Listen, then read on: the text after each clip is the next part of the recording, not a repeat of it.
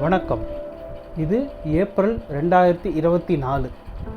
இன்றைக்கி நம்ம எங்கே போகிறோம்னா திருவேற்காட்டில் இருக்கிற வேதபுரீஸ்வரர் கோயிலை பார்க்குறதுக்கு தான் போகிறோம். இந்த திருவேற்காடுங்கிறது எங்கே இருக்குன்னா, பூந்தமல்லியிலேருந்து நம்ம ஆவடி போகிற வழியில் 7 கிலோமீட்டர் தள்ளி இருக்குது. இது இல்லாமல் திருவேற்காட்டுக்குன்னே பேர் போன ஸ்ரீ தேவி கருமாரியம்மன் கோயில் இருக்கு இல்லையா, அதுலேருந்து ஒரு கிலோமீட்டர் தள்ளி இருக்குது. இதோ இங்கே பார்க்குறேன் இல்லையா, இதுதான் வேதபுரீஸ்வரர் கோயிலோட ராஜகோபுரம். இந்த கோவில் தொண்டை நாட்டில் இருக்கிற 276 தேவார பாடல் பெற்ற ஸ்தலம் இருக்கு இல்லையா, அதில் 23வது சிவஸ்தலம் இது. கோவிலில் மூலவர் ஸ்ரீ வேதபுரீஸ்வரர், ஸ்ரீ வேர்க்கட்டுநாதர் அப்படின்னு அழைக்கப்படுறார். அம்பாள் ஸ்ரீ பாலாம்பிகை, ஸ்ரீ வேர்க்கண்ணி அம்பாள் அப்படின்னு அழைக்கப்படுறா. இங்கே தீர்த்தம் வேலாயுத தீர்த்தம், வேத தீர்த்தம் அப்படின்னு 2 பேர் இருக்குது அதுக்கு.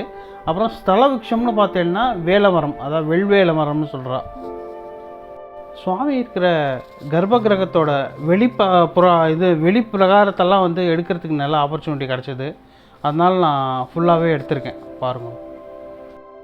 ஆஸ் யூஷுவல் நான் ஒவ்வொரு தடவையும் சொல்கிறது தான், இந்த கோவிலோட பழமையை நம்ம இந்த கோயிலோட தூண்களும் கோயில் சுவர்கள் மூலமாகவே கண்டுபிடிச்சிடலாம். இங்கேயும் எல்லாமே அப்படி தான் இருக்குது, ரொம்ப பழமையாக தெரியறது. அப்படியே பார்த்தாலே அப்படியே பாசிட்டிவ் எனர்ஜி நம்ம மேலே அப்படியே ஒட்டிக்கிறது. இங்கேயே உள்ளுக்குள்ளேயே பார்த்தேன்னாலே பிள்ளையார் சன்னதி தனியாக இருக்குது. அதுக்கப்புறமா அந்த பக்கம் சுப்பிரமணியர் சன்னதி தனியாக இருக்குது. நார்மலாக அந்த என்ட்ரன்ஸில் இருக்கும் இல்லையா, அதே மாதிரி. ஆனால் இது உள்ளுக்குள்ளேயே இருக்குது. இங்கே சுவாமி நமக்கு சுயம்பு மூர்த்தியாக காட்சி தரார். இங்கே நீங்கள் பார்த்தேன்னா இந்த கருவறையோட விமானம், அதாவது அந்த கூரை கோபுரம் சொல்கிறா இல்லையா, அது கஜபுருஷ்டம் கட்டிடக்கலையோட ஸ்டைல் பிரகாரம் இருக்குது. கஜபுருஷ்டம்னா யானையோட பேக் அப்படின்னு சொல்கிறா. இங்கே தான் 63 நாயன்மார்களில் ஒருவரான புனித மூர்க்க நாயனார் அவரோட பிறந்த இடமும் இதானோ. இப்போ நம்ம இந்த கோயிலை பற்றி கொஞ்சம் பார்க்கலாம். இந்த பாலாறு ஆற்றங்கரையில் அமைஞ்சிருக்கு இந்த கோயில்.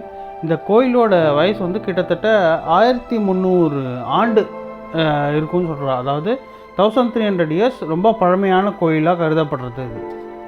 இந்த கோவில் கட்டின ஸ்டைலை பார்த்து இது சோழர் காலத்தில் தான் கட்டப்பட்டிருக்கு அப்படின்னு ஊகிக்க முடியுது நம்மால். இது இல்லாமல் இந்த தலத்திற்கு, அதாவது இந்த இடத்துக்கு வரலாற்று பெயர் வட வேதாரண்யம் அப்படின்னு சொல்கிறா. இந்த கோவில் திருவேற்காடு ஸ்ரீ தேவி கருமாரியம்மன் கோயில் இருக்கு இல்லையா, அந்த ட்ரஸ்ட்டோட கட்டுப்பாட்டில் தான் இருக்குது. இப்போ இந்த கோயிலோட புராண கதைகள் டீட்டெயில்ஸ்லாம் கொஞ்சம் பார்க்கலாம். இங்கே சிவனும் பார்வதி தேவியும் திருமண கோலத்தில் அகத்திய முனிவருக்கு தரிசனம் கொடுத்த கோயில்களில் இந்த கோயிலும் ஒன்றா நம்பப்படுறது.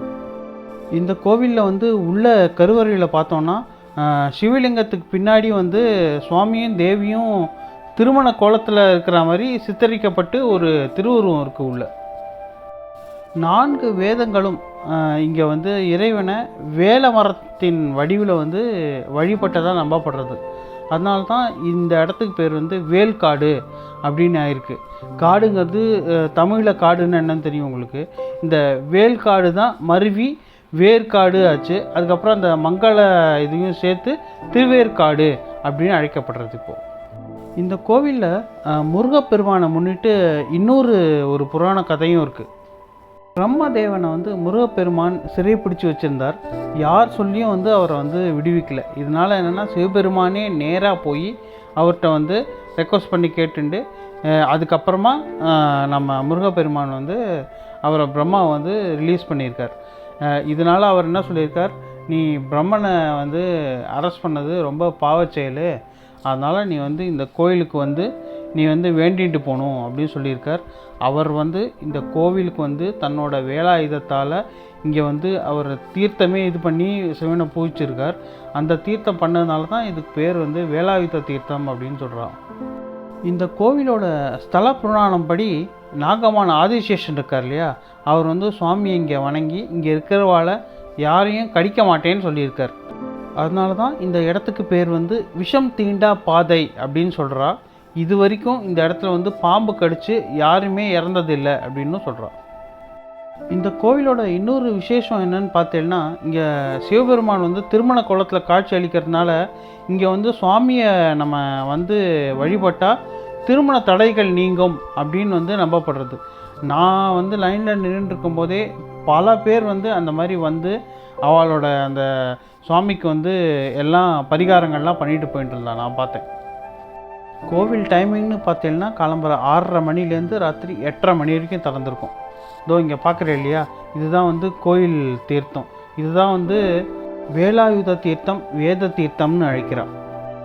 அழகான ஒரு காலை தரிசனத்தை பார்த்துட்டு நாங்கள் இங்கேருந்து கிளம்பிட்டோம். இந்த மாதிரி நிறைய வீடியோக்கள்லாம் நீங்கள் பார்க்கணுன்னு ஆசைப்பட்டீங்கன்னா என் சேனலை சப்ஸ்கிரைப் பண்ணுங்கள். தேங்க்யூ.